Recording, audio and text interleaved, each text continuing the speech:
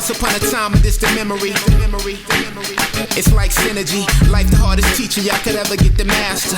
Get a test first, then y'all get that lesson after. Steve's never stressing them G's to freeze egos. Please, I just get them in threes, like the Migos. What's going on, everybody? I'd like to welcome y'all back to the Diagnosed Success Podcast. I'm your host, K Sparks. We are alive and blessed. It's a blessing to be a blessing. Thank y'all for tuning in every week, man. Y'all know what it is. And as always, before we get started, man, we're going to get into the word of the day. Something motivational, inspirational, get you through your day, your week, your life. You know what I'm saying? So I made this word of the day, man. I love it. Live it, I preach it, I teach it. It says, everything doesn't require response. Pay attention and move accordingly. I'll say that again. Everything doesn't require response. Pay attention and move accordingly. You know, I like that word of the day because there's a lot of people out here that are just miserable. All right? Whether that be whatever industry you're in. Music, business, your regular 9 to 5. You just go places, you wake up in the morning, you see these people and they are just mad at the world. Or you can tell by their conversation because they never got nothing positive to say. It's always negative. It's down and out. They angry. They mad at the world. You know what I'm saying? They mad at every little thing in their life they're mad about. They're not happy about anything. These are the type of people every day, if you talk to them, they'll never say a positive thing because they're that miserable, right? So hurt people hurt people.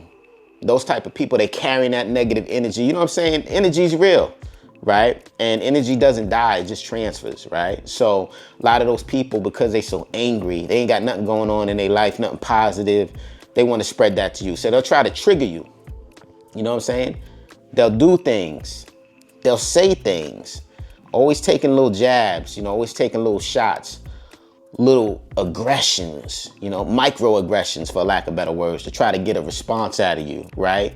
But I say this to say, after all of that, don't give those people the satisfaction of allowing you to get out of character, right? Because that's what they want. They want to see you pop off.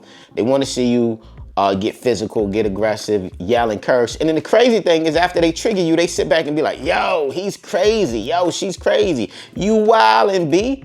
But, they're not going to keep it real that they actually triggered you by their actions, right? This is what they do. So at the end of the day, strategy over emotion.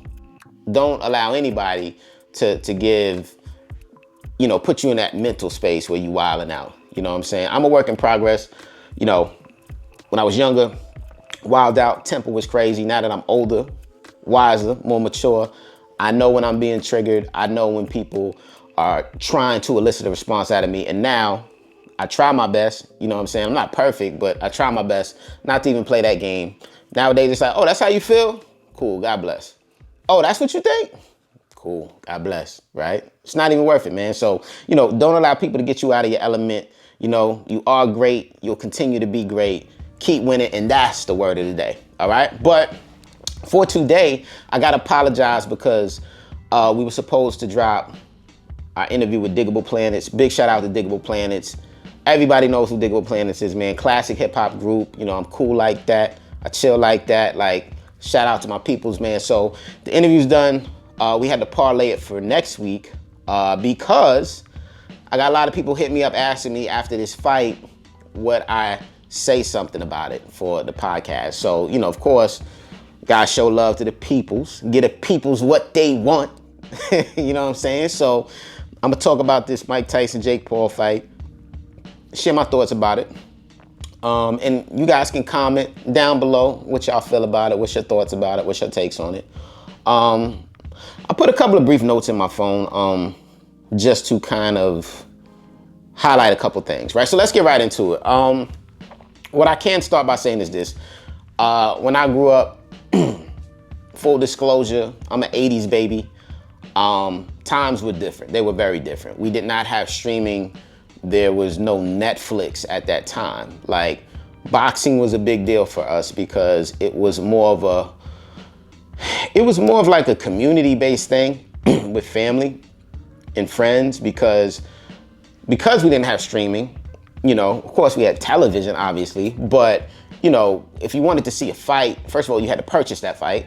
So whether it be someone got it from Showtime, HBO, somebody you know, whether your family or friend, was like, hey, Uncle James bought the fight. Everybody's going to Uncle James' house. Everybody's going to bring a dish. There's going to be food. There's going to be drinks. It's going to be a good time. It was a whole experience. And I think people really enjoyed it because back then, the fights were like, they didn't let you down. You know what I'm saying? The majority of the fights were like on point. You know, we're talking about vintage Mike Tyson, you know, all these different, you know, things, man, that we got to experience, man. You know, shout out to Mike.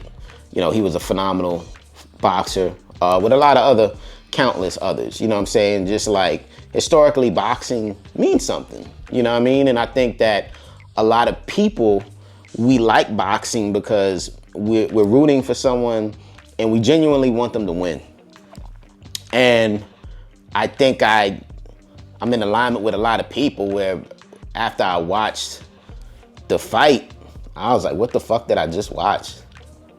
You know what I'm saying? For lack of better words, like, it's like fake is the new real. So I knew it. First of all, I knew the fight was fake. A lot of people was like, oh, you know, it's going to be. But I knew that this was just for show. And wait, time out. Let me shift gears. I got to shout out the female boxers. Let me pause that for a second and talk about the female boxers. That was the best fight of the night. I'm not going to hold you. Serrano was clearly robbed. Somebody needs to call like Tupac said, call the police. Because she was robbed, right? She got busy. She did what she had to do. Other fighter kept headbutting her. You know, whether it was intentional or not, seemed intentional to me. Serrano got robbed, right? I think that was the best fight, hands down, of the night. That should have been the main event as far as I'm concerned because they just got that busy. You know what I'm saying? So shout out to Serrano. You know, unfortunate that she got robbed, but she deserved that. She did her thing. Now back to Mike and Jake Paul. A lot of people, I think, wanted to see. They know Mike is older. He's 58 years old, right? He's not the Mike Tyson that we're used to seeing. However, I think people still wanted to see a glimpse of something. And I think a lot of people just walked away from this fight like feeling like these are the times we living in now. Fake is the new real, right? We're going to put on like we really going to get busy, you know? So, I mean, he slapped him at the face-off, so people were anticipating maybe some of that energy that never translated into the ring. It was just, we're watching two guys just kind of like go through the motions to get through the rounds, and that was it, you know? It was very fake, very much a waste of time.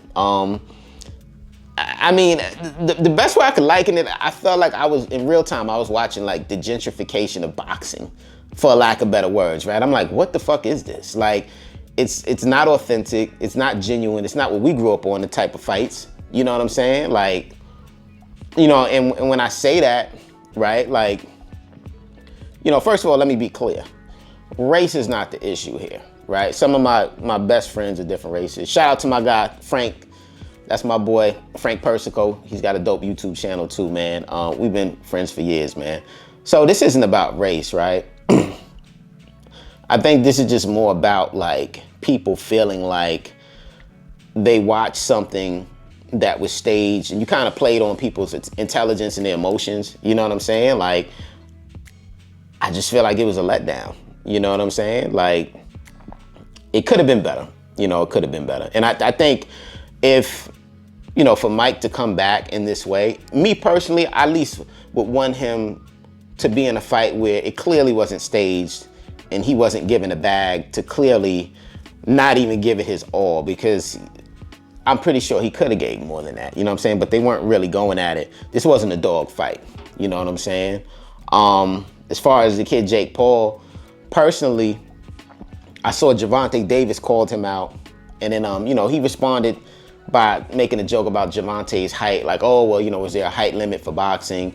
Like, I mean, all jokes aside, like, there is a serious component here that we do need to address, right? Like, is this what boxing has become? It's like we're putting on as if we're doing a boxing match, but it's really bullshit at the end of the day. It's just so everybody could get a bag and go home, right? Yeah, everybody want to get paid. There's nothing wrong with that. But I think for most people, you know, and I know for myself, like, I like a good authentic boxing match. Like, those women got busy out there. Let's be clear, it was obvious that they got busy and they was getting at it. There was a clear difference between their fight and Jake Paul and Mike Tyson. Clear as day. You know what I'm saying? So I just want boxing to get back to, and I know there's boxers out there that still get busy. Shout out to them. Their fights at A1, I respect it. But, I want to see more of that culturally, man, because boxing needs it. Does this help or hurt the culture of boxing, right? I mean, that's a valid question. I mean, monetarily, I'm pretty sure it did what it was supposed to do, obviously, because people, they tuned in.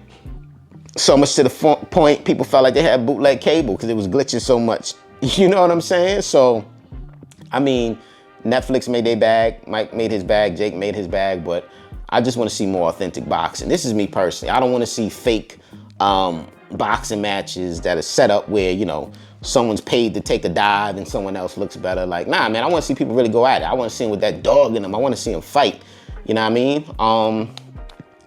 Mike had said something to an interviewer by the name of Jazzy when she had asked him about how does this fight affect his legacy. And, his response was pretty interesting, He pretty much responded with, fuck legacy. Who cares what people think about you when you're no longer here, right? So, I mean, listen, everybody's entitled to their opinion. Mike is clearly entitled to his opinion. But two truths can exist at the same time, right? So when I say two truths can exist at the same time, that means that, yes, I'm in agreement with the component of you shouldn't really give a fuck what people think about you. Yes, I agree with that. That is true. However, the other truth is that legacy does matter in some degree, right? Legacy does matter in some degree. Like, everything I do is for my daughter, right? So I'm always thinking about, at the end of the day, when I'm no longer here, how I'll be able to set her up so she'll be in a better position than I was. That's what it's supposed to be about, right? People that don't care about legacy or they don't give a fuck about legacy, you know what that looks like? And every family go through this, right? And I'm pretty sure all of y'all can vibe with this, what I'm about to say. Not giving a fuck about legacy looks like when someone dies in your family who did not have their shit together, right? And you get that phone call and you start getting them texts and them individual texts and group texts. Hey, Uncle Jimmy died, we trying to take a collection up for Uncle Jimmy because Uncle Jimmy didn't give a fuck about legacy. He didn't care, right? It wasn't important to him. So now, unfortunately, that he's dead, somebody got to put together some money so Uncle Jimmy can have a funeral. And I've gotten those texts. I know plenty of people got those texts. It's like people trying to pool money together because this person was not only a burden while they were alive, but now they're a burden in death because they didn't have their shit together. They didn't care about legacy. It didn't matter to them, right? And I think at the end of the day, if not for nothing, and I'm just speaking general, like this is just a broad statement. I think for everybody, that's important. You should think about your legacy. You know what I'm saying? Like if you have kids, what type of legacy are you leaving behind for your kids? Like, that's important, you know what I mean? And it doesn't just boil down to money. That's where people get it twisted. Money's great, but like I tell people all the time, there's so much more to life than money, right? You may be in a position where you can't give your kids a lot of money, and guess what? That's okay. But you're always in a position to give other things. You can give love, you can give your time, you can give knowledge, right? You might not have $10,000, $20,000 to give your kids and say, hey, go invest this money or go put this down on some property. But you know what? We live in a time where information is readily available. This right here is a computer. You got the world at your fingertips. You can provide information to your kids. Hey, you know what? Go to this website. They got some information, about scholarships. They got some information over here about how to invest. Free investing classes, right? Free real estate classes, free whatever. What I'm trying to drive home is that legacy is important. And I think that, for individuals, think to yourself, what type of legacy are you leaving behind for your kids, and how can you help them? Because time goes by very fast, man. You know what I'm saying? And you want to make sure that, if not for nothing, you're empowering your children. You know what I mean? That's important. So, I say that, that's pretty much like the notes that I had, man. I just wanted to touch on this. Pretty much just my thoughts, But I'm interested to hear your thoughts. I want to know what y'all thought about it. Y'all can leave below in the comments what y'all thought about the fight, what y'all thought about the women's fight. That was, Serrano made a fan out of me. I'll say that. I never heard of her before the fight, but, much respect to her, because she did her thing. She persevered, man. So I want to see more of her fights. I want to see less bullshit fights that are rigged. I want to see authentic fights. And that's where I'm at with it, man. So, shout out to all of y'all as always, man. Like, subscribe, comment below. I want to see what y'all think, man.